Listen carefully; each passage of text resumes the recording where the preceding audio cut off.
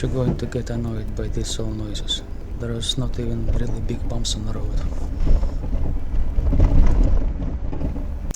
Toyota Sienna 2000. First time when I heard this spring rattling noise in front of my car, I replaced front struts a couple years ago. Front struts assembly replacement help a little, but the noise haven't gone completely, so since I have the front and rear car DVRs, it helped me to find out where the noise comes from. Okay, this video was taken with front car DVR camera.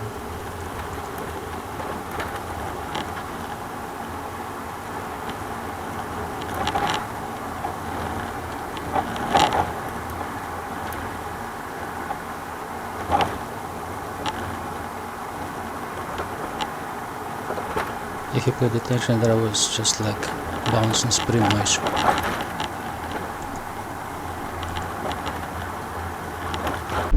This is the same footage was taken with rear car DVR camera.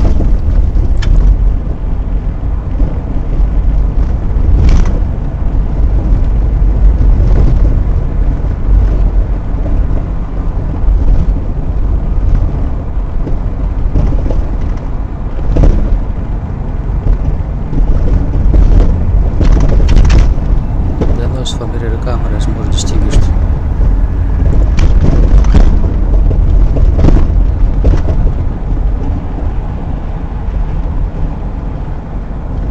After quick research on internet, by the way, this is not my video, I'm not taking credit for this, I found out that the main reason why you can hear the clunking noise because of worn down bushing on shock absorber.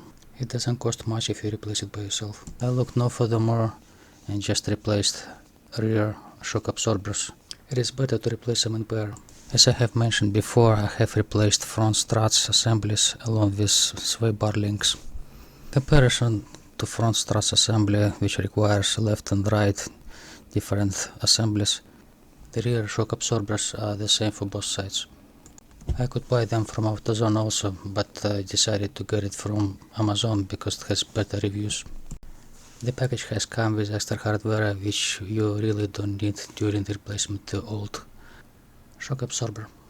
Here's what I got. I replaced them in pair, so I got two of them.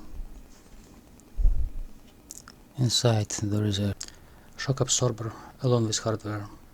The installation instruction for the shock absorber absolutely useless, so pay attention on your old shock absorber installation in what order the hardware was installed and take it for reference. Pop up the plastic cover behind the third seat row. You can see the one end of this shock absorber. Same thing goes on the opposite side. So let's go.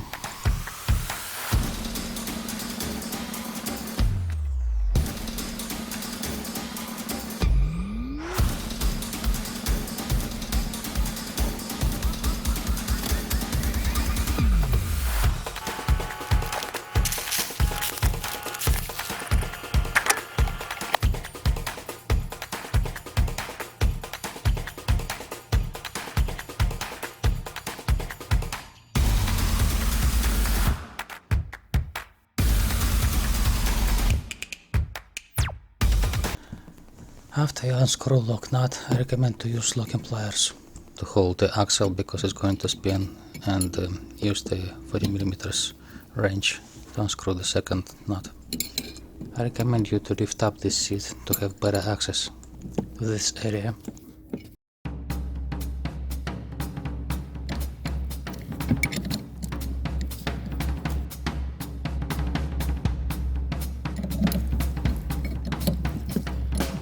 Okay, one end is released, one more to go.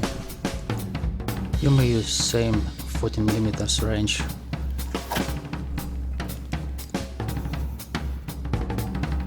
But I prefer impact wrench.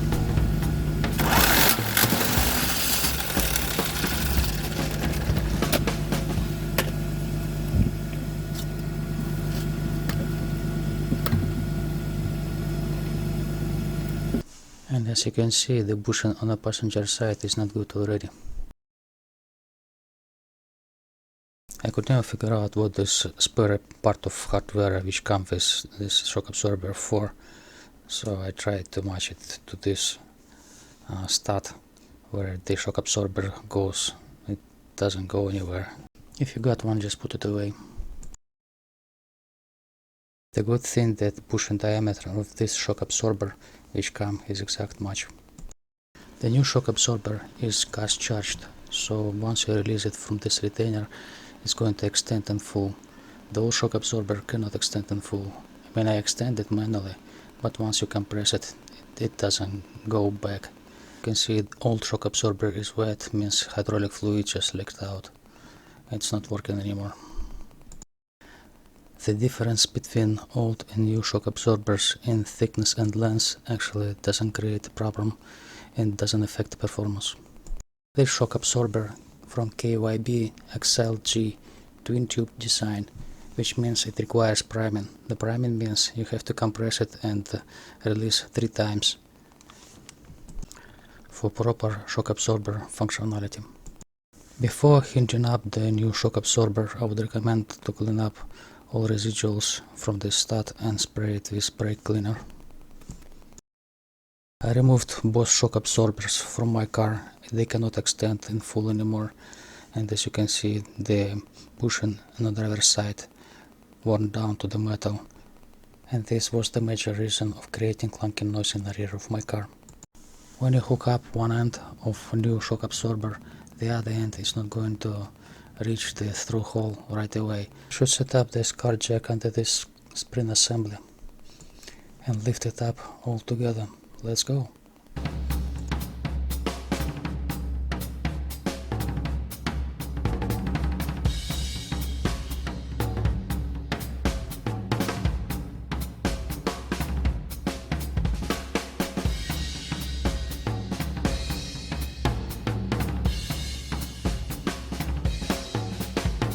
Since old shock absorber installation had the washer in this place, I put the washer first and then I put this rubber ring over it.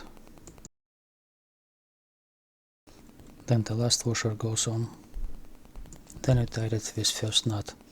By the way, pay attention that old hardware doesn't fit to this new shock absorber.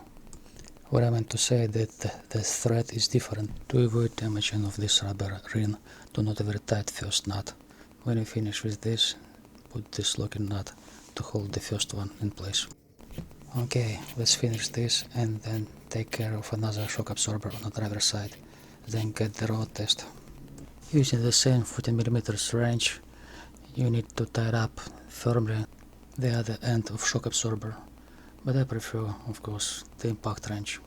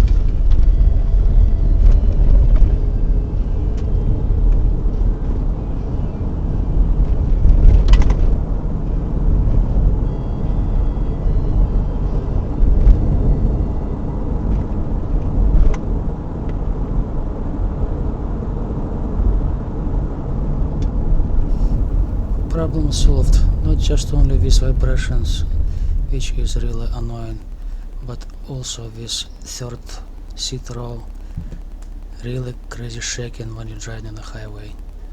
For road testing, I used the same road in the same condition, and I took screenshots from video editor while I was editing these videos. And as you can see in this graphic representation, the sound waves in the video, which was taken before shock absorber's replacement, shows like a lot of noise, and the video which was taken after shock absorber's replacement shows practically flat line. So the replacements of shock absorbers helped a lot. I wish you luck in your project.